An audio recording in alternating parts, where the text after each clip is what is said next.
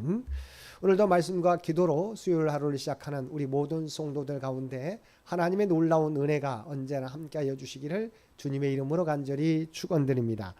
오늘 통독할 말씀은 사도행전 27장과 28장의 말씀입니다. 27장 1절에서 8절까지 말씀에서는 바울의 로마 여행 계시와 가이사랴에서 그레데 섬의 미항까지의 여정에 대하여 보도하고 있습니다. 우리가 알고 있는 바와 같이 바울은 이미 로마 가이사에게 상소한 바 있습니다. 이에 따라 바울은 마침내 로마로 가게 되었습니다.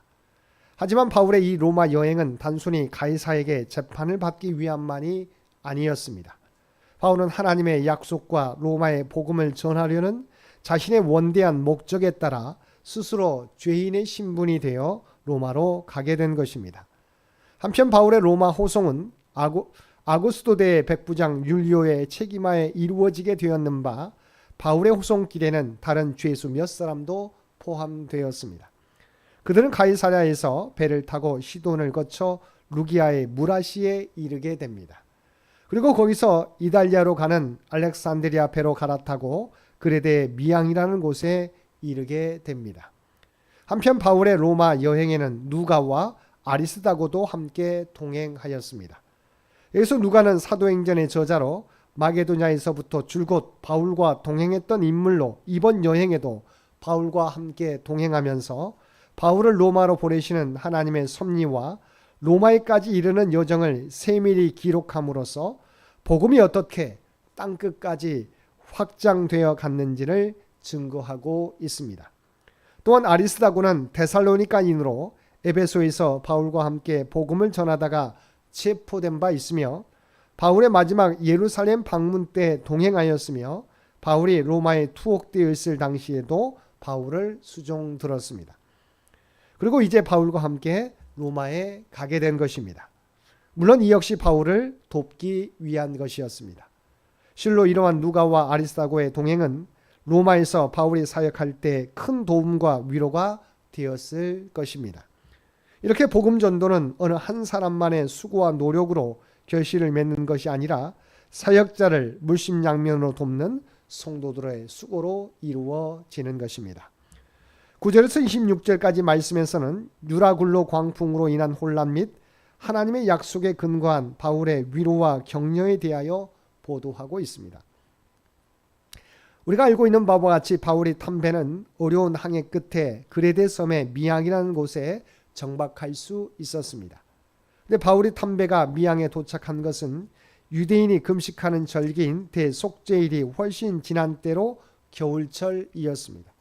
그래서 바울은 그냥 미항에서 겨울을 나자고 주장하였습니다. 사실 당시에 선박으로 겨울철에 지중해를 항해한다는 것은 매우 위험한 일이었습니다. 왜냐하면 겨울철에 지중해에는 강한 북동풍이 불 뿐만 아니라 태풍이 자주 발생하여 목선에 불과했던 당시의 선박으로는 조난을 당하거나 파손될 가능성이 컸기 때문입니다. 그러나 미항은 촌락이 작고 위치적으로도 겨울 폭풍을 맞받는 곳이므로 많은 사람이 겨울을 나기에는 적합한 곳이 아니었습니다. 그래서 선장과 선원들은 항해를 계속하여 그레데 섬의 베닉스라는 곳에서 겨울 나기를 원했습니다. 이에 최종 결정권을 쥐고 있던 백부장은 바울의 말보다는 경험이 많은 선장과 선원들의 말을 더 신뢰하였고 항해를 강행하였습니다. 처음에는 항해가 매우 순조로웠습니다. 하지만 얼마 못 되어서 유라굴로라는 광풍을 만나게 되었습니다. 결국 선장을 비롯하여 배에 탄 모든 사람은 무려 14일이라는 오랜 기간을 광풍과 사투를 벌여야만 했으면 물론 배는 파선의 지경에까지 이르게 되었습니다. 실로 절망적인 상황에까지 이른 것입니다. 그들 하나님의 사람 바울의 충고를 무시하고 인간의 세상적 안목과 정욕에 따라 당장의 편의와 실리를 추구하다가 낭패를 당하고 만 것입니다.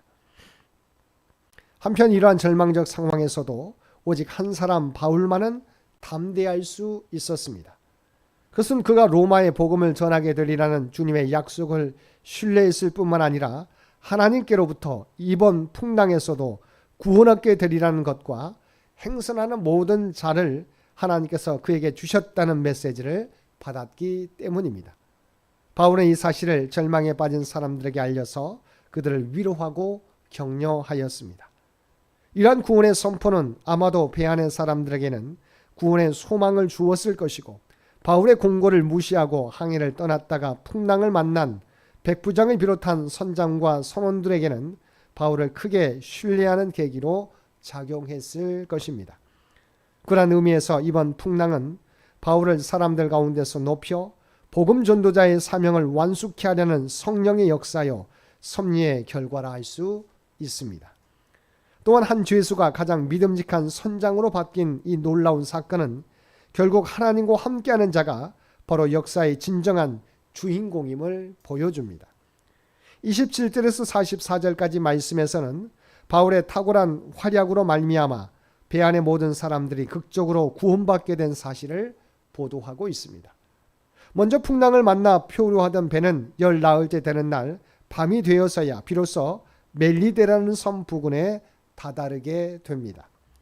그런데 배가 육지에 가까운 것을 눈치챈 선원들은 비겁하게도 자신들만 살고자 하는 욕심으로 배에 싣고 다니던 구명종으로 도망치려고 하였습니다. 그러나 그들의 그러한 비겁한 행동은 바울의 간파와 바울의 말에 순종한 백부장 및 군사들의 행동으로 저지되고 말았습니다.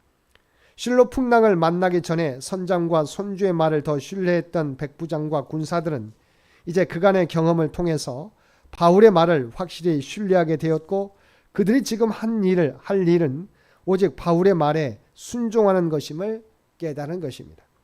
결국 그들의 순종은 그 자신들뿐만 아니라 배 안의 모든 사람들을 살리는 역사가 일어나게 했습니다. 한편 선원들의 도주를 저지한 바울은 사람들을 권하여 음식을 먹게 하고 위로함으로써 소망과 평안을 갖게 하였습니다.